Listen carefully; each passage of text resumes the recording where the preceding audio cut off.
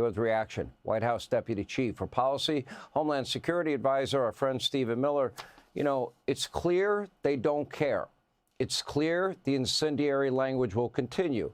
It's clear that in spite of threats against you, your children, your wife, that they're not stopping going after you personally and by name. Your reaction to it all? Well, the Democrat Party has become a party that openly aids and encourages and foments violence. You know, we all lived through the unspeakable tragedy of two nearly successful assassination attempts on President Trump. A bullet came within a centimeter of taking his life. We watched in agony and horror as a crazed left-wing terrorist murdered Charlie Kirk just while he's giving a speech, having a debate on a college campus. We watched the United Healthcare CEO get gunned down in cold blood. We saw just days ago a sniper try to take out ICE officers. And what do all of these killers and assassins have in common? They've been radicalized by Democrat Party rhetoric that describes anyone who doesn't share their warped, twisted worldview as fascists, worthy, by implication, of execution. They are using this language to mark people, to put a target on them. And then on top of all of that, what else do they do?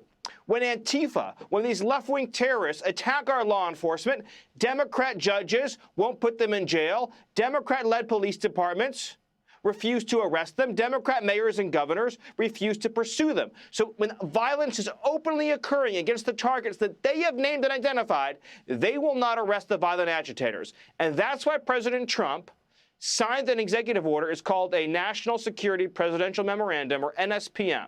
And that is when you change the formal national security policy of the country. And so President Trump issued an NSPM last week that for the first time ever establishes a national counterterrorism strategy to dismantle these radical left-wing terror groups, including but not limited to Antifa. President Trump's going to find the members, he's going to find the funders, he's going to find the violent terrorists, he's going to find everybody involved in these criminal conspiracies, and one by one, Sean, we're going to dismantle them.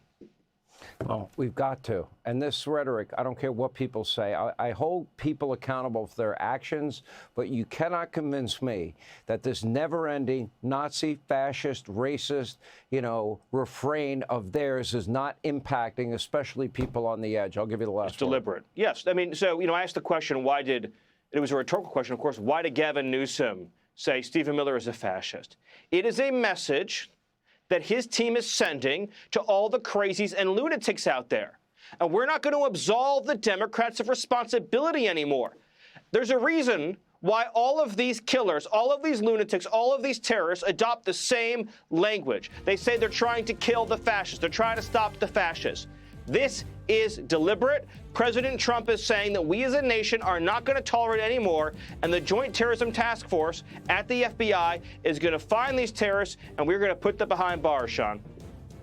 All right, Stephen Miller, you and your family, we pray for your safety. Hey, Sean Hannity here. Hey, click here to subscribe to Fox News YouTube page and catch our hottest interviews and most compelling analysis. You will not get it anywhere else.